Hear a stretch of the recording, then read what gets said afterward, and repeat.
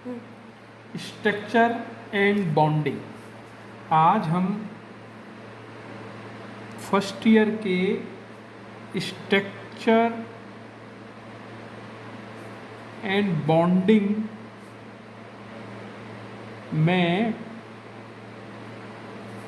Chemical bond पर चर्चा करेंगे।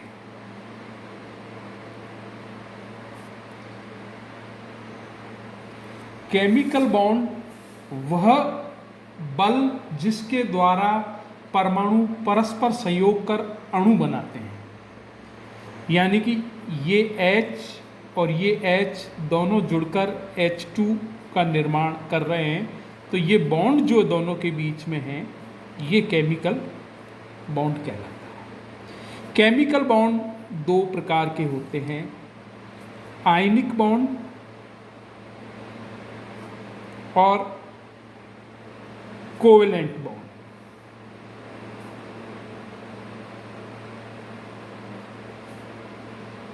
आयनिक बॉन्ड, आयनिक बॉन्ड में इलेक्ट्रॉन का ट्रांसफर होता है और यह बॉन्ड इनऑर्गेनिक ऑर्गेनिक कंपाउंड्स की विशेषता है, कंपाउंड्स की विशेषता है। आयनिक बॉन्ड जैसे कि हम मानते हैं NaCl दोनों मिलाकर Na और Cl का निर्माण करते हैं।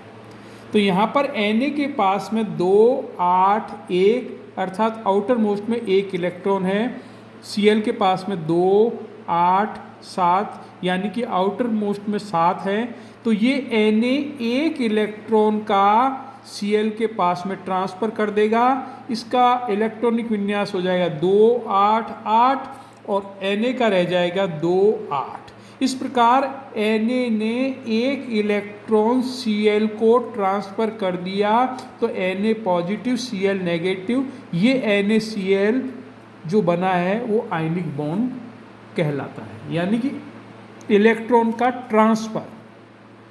Transfer of electron.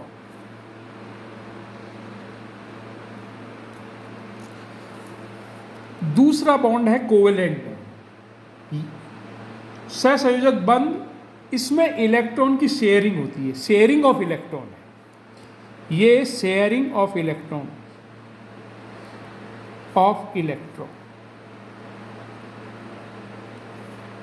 ये ऑर्गेनिक कंपाउंड की एक विशेषता है, ऑर्गेनिक कंपाउंड की एक विशेषता है। जैसे अपन देखते हैं द्विअणिक, जैसे कि H2F2, H2O, ये सारे कोवेलेंट बॉन्ड के अंदर आते हैं। हाइड्रोजन अणु के बनने में प्रत्येक हाइड्रोजन परमाणु के पास 1 इलेक्ट्रॉन होता है। ये हाइड्रोजन है, उनके पास में 1 इलेक्ट्रॉन होता है। 1 इलेक्ट्रॉन युग्म की साझेदारी करके ये दोनों हाइड्रोजन परमाणु अपना कोष को पूर्ण करते हैं और एक अक्रिय गैस जो उसका विन्यास प्राप्त करते हैं, H2 का निर्माण करते हैं। इसी प्रकार से 2 फ्लोरीन परमाणु मिलकर F2 का निर्माण करते हैं। ये फ्लोरीन के लिए हमने लिखा है F2 का निर्माण करते हैं। तो यहाँ पर हम देख रहे हैं कि इस OF और इस F के मध्य में शेयरिंग ऑफ इलेक्ट्रॉन हो रहा है और इसके अंदर पूरी तरह से शेयरिंग ऑफ इलेक्ट्रॉन दिखाई दे रहा है, यानी कि F जहाँ पर अपन कह सकते हैं 2, 8, 2, 7 और यहाँ पर भी 2, 7, तो ये 1 इलेक्ट्रॉन का शेयरिंग कर लेते हैं और इस प्रकार से F2 का निर्माण करते हैं। इसी प्रकार से हम इनको HF, CH4 सबकी संरचनाएं लिख सकते हैं। ऑर्बिटल, जहां इलेक्ट्रॉन के पाए जाने की संभावना होती है उसे ऑर्बिटल कहते हैं। ऑर्बिटल 2 प्रकार के होते हैं, ऑर्बिटल दो प्रकार के होते हैं। पहला ऑर्बिटल होता है अपने पास में s यहाँ पर, दूसरा है p। हालांकि और भी है d f, लेकिन वो आगे अपन अध्ययन करेंगे। s ऑर्बिटल सबसे कम एनर्जी वाला, लो एनर्जी, सबसे कम एनर्जी वाला कक्षक 1s कक्षक कहलाता है, लो एनर्जी। इसकी आकृति गोलाकार होती है, वह परमाणु का नाभिक इसका केंद्र होता है। प्रत्येक कोष के लिए s कक्षक होता है।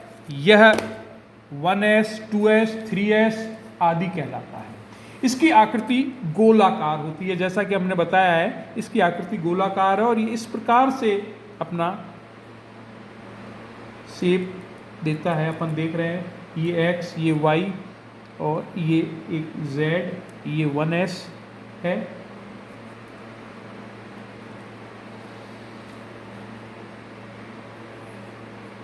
और ये इसी प्रकार से थोड़ा सा आगे अपन बढ़ेंगे तो ये 2s हो जाएगा, वही x, y और z। p orbital, p orbital तीन प्रकार के होते हैं। p ऑर्बिटल में तीन प्रकार में जो होते हैं वो होते हैं px, py, pz। कोऑर्डिनेट अक्ष कहलाता है। ये p उपकोष के तीन अभिविन्यास को व्यक्त करते हैं। p ऑर्बिटल की आकृति डमरू के प्रकार की होती है। इनका एक तल नाभिक से गुजरता हुआ कक्षकों के अक्ष पर लंबवत होता है, जहां इलेक्ट्रॉन पाए जाने की संभावना होती है। हम इसे इस प्रकार से डायग्राम के द्वारा बता सकते हैं। ये x, ये y और ये z हमने पूरा ये कर दिया है। ये x है, ये y है और ये z अक्ष हो गया है।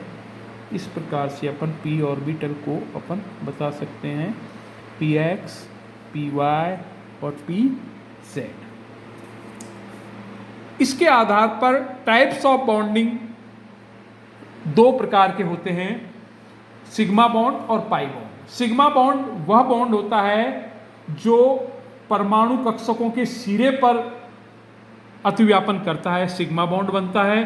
पाई बॉन्ड वह बॉन्ड होता है जिसमें वह साइडवे ओवरलैपिंग करता है, यानी कि परमाणु पी कक्षक में साइडवे ओवरलैपिंग होता है, बनाना टाइप की शेप होती है, उसे पाई कक्षक कहते हैं। इन दोनों की हम स्ट्रेंथ की बात करते हैं तो सिग्मा बॉन्ड में अतिव्यापन एक स्थान पर केंद्रित होता है।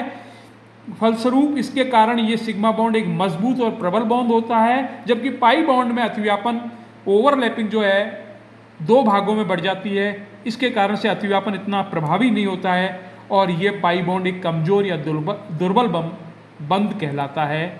हम इसे दुर्बल बंध कहते हैं, सिग्मा बॉन्ड को प्रबल बंध कहते हैं। धन्यवाद।